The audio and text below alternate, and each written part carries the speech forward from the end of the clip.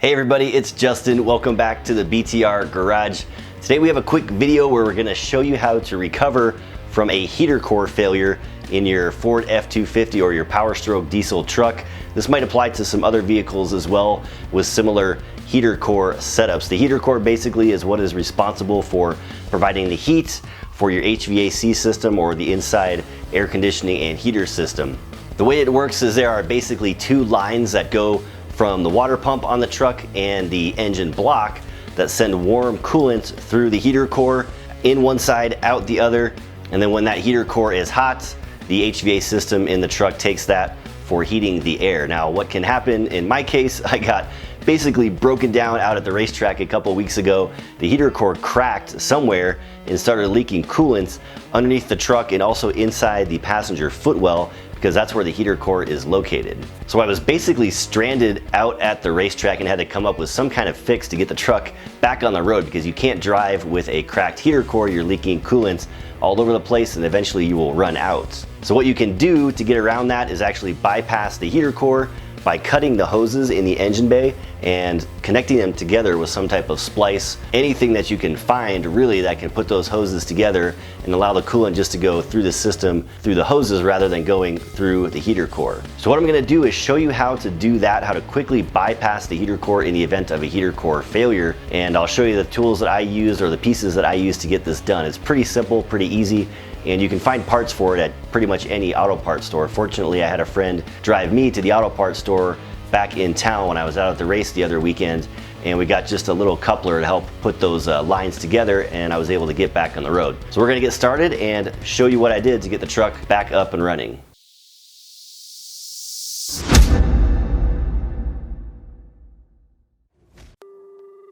So first off, we'll take a look inside the truck where the heater core was leaking. As you can see, if you look closely, you can see it drip, and it's landing on my floor mat down there. This is the heater core exposed.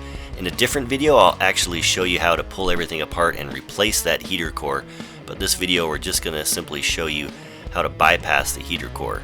But again, you can see where it has leaked, cracked somewhere in there. I didn't exactly find out where the leak was, but lots of coolant filling up the plastic compartment, trying to soak it up with the towel there.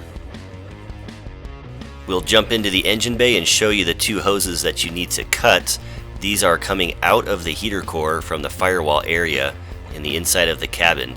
You need to cut each hose just after the intake pipe there, and we'll show you a little bit closer view of where they come out of the firewall from the inside of the car. So the hose on the right is going to your water pump, the hose on the left is going to the engine block on the truck, and just refer to the image earlier where we cut those.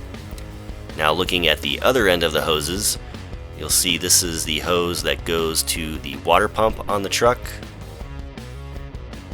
You can trace that back and under the little plastic cover and see where it connects to the water pump down there. And then the other hose on the other side where we had cut it goes to the engine block on the truck. These are the hoses that you need to connect together in order to bypass your heater core.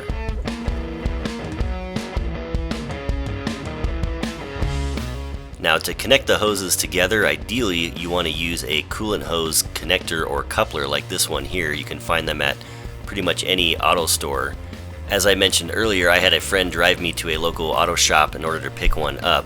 But pretty much you can use anything that will get the job done, a socket or another piece of tubing or anything that you can salvage that will connect those hoses together for the short term until you can get it fixed properly.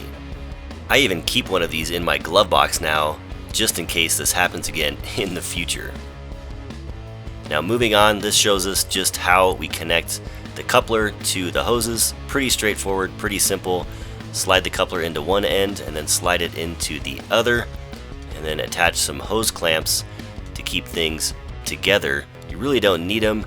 It is pretty tight as it is without the hose clamps, but if you have the hose clamps available, it is a good idea to use them. All right, everybody, there you go. All done. A quick and easy way to bypass your heater core in the event of a failure. Hopefully you never have to use this video, but if you do, this will make the job a little bit easier and enable you to get back on the road and not be broken down or stranded somewhere if that heater core does indeed fail. So thanks again to everybody for watching. I hope you enjoyed the video and I hope it was helpful. If you have any thoughts, comments, or questions, please leave them down below like usual. I would love to hear from you. Stick around for more good stuff coming up real soon. I am checking out and we'll talk to you all next time.